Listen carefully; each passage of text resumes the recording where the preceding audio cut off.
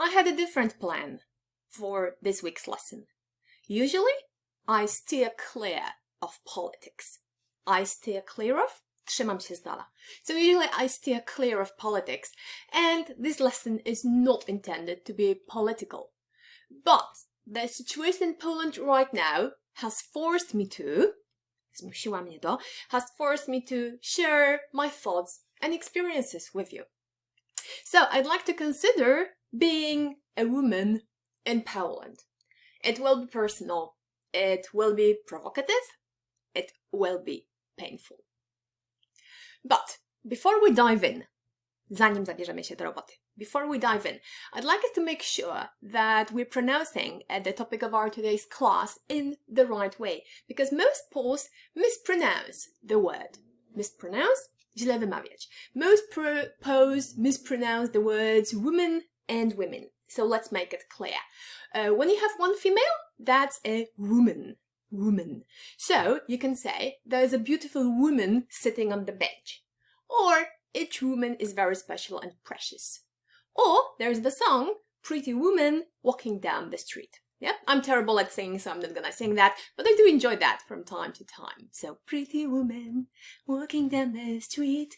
Yeah, so remember, it's a woman, one woman. And when there are two of them, yeah, or more, that's women. Women, yeah? So you can say, I saw two tall women walking in the park. Or all of the women came, but none of the men. Or women are protesting for their rights right now in Poland. Okay, so here's how to pronounce women. And let's make sure that we know the right word for the hot topic today, which is the women's rights. The women's rights, not laws. Laws is not the good word here. The women's rights, prawa kobiet. So, for example, he's a staunch supporter of women's rights. Staunch, zagorzały, zażarty. He's a staunch supporter of women's rights. Or women's rights are the focus of current protests. Or women are fighting for their rights. Okay, so we know what we're talking about, we know how to pronounce women, so let's get back to our topic. Let's get down to business. Zabierzmy się do roboty. Let's get down to business. I'm writing this lesson on the 1st of November 2020, and I'm also recording this for you. And for over a week now, the main topic of public debate has been the near total ban on abortion. The near total, prawie całkowity, ban on, zakaz. So the near total ban on abortion. And this was introduced by a ruling of the Constitutional Tribunal over a week ago. A ruling, decyzja, orzeczenie, the Constitutional Tribunal, Trybunał Konstytucyjny. So this was introduced by a ruling of the Constitutional Tribunal, and many people see that as an infringement on the fundamental rights of women. Infringement on, naruszenie. So an infringement on women's rights. So this made me think. To zmusiło mnie do myślenia. This made me think. What does it mean to be a woman in Poland today? And since I have only my own experiences to refer to, I'd like to share them with you. So, I was born in Rzeszów, and I was brought up, wychowywana, I was brought up in the small village of Witkowice, that's in Podkarpacie. And when I was 10, my family moved to Dębica, which is a small town also in Podkarpacie, and I lived there till I was 18. My mother is a devout Catholic. Devout, gorliwa, pobożna. She's a devout Catholic. So, of course, our family did all the religious practices, such as masses, prayers, and fasting, yeah? Masses, msze, prayers, modlitwy, fasting, poszczenie. So, we did all of that. Masses, prayers, and fasting.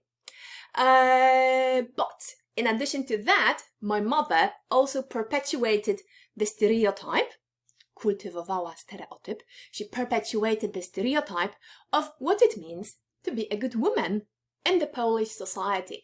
And this stereotype is very much prevalent in Poland. prevalent, rozpowszechniony. So she perpetuated the prevalent stereotype in Poland. So, what should a good woman be like? Well, most importantly, she should be a good wife to her husband. And this entails, pociąga za sobą, this entails being attractive for your husband, cooking for your husband, cleaning for your husband, doing the laundry for your husband.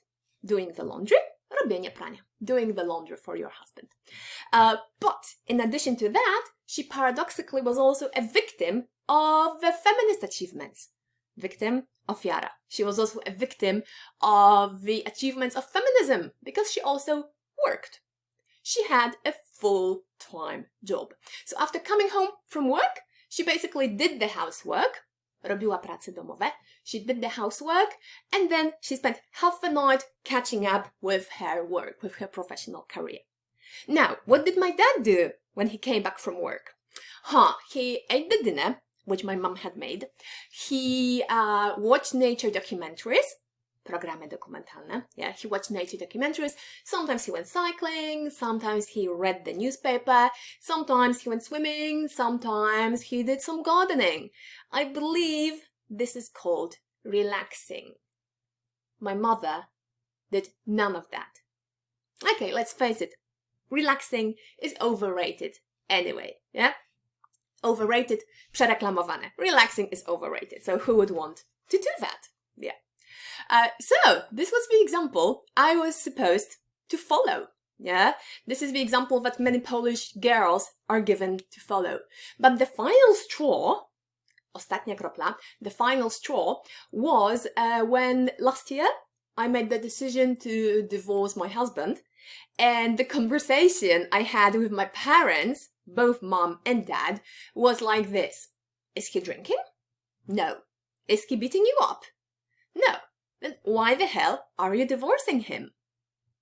So, that was the conversation. You see, us women, we're supposed to set high standards for ourselves. But the only thing you can accept from a husband is not to beat you up too often, or at least not in the face, and to be sober most of the time. Sober, trzeźwy, yeah? And yeah, unfortunately, this is the environment that so many Polish girls grew up in. This is what it means to be a good wife, and therefore, a good woman for so many of us. All those responsibilities. And did you know that parishes organize special courses on how to be a good wife? And I've tried to find courses on how to be a good husband, and I haven't found any. Yeah. So, I do realize that many girls have been brought up differently, believing in themselves, standing up for their rights, walczenie o siebie, standing up for themselves, knowing their true value. I am so happy for them. And I also do realize that there are lots of men, lots of great guys out there who cherish their women.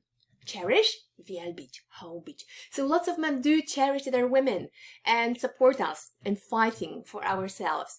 Thank you, guys. Thank you, gentlemen. We really need your support. We do need your help. We need you so much.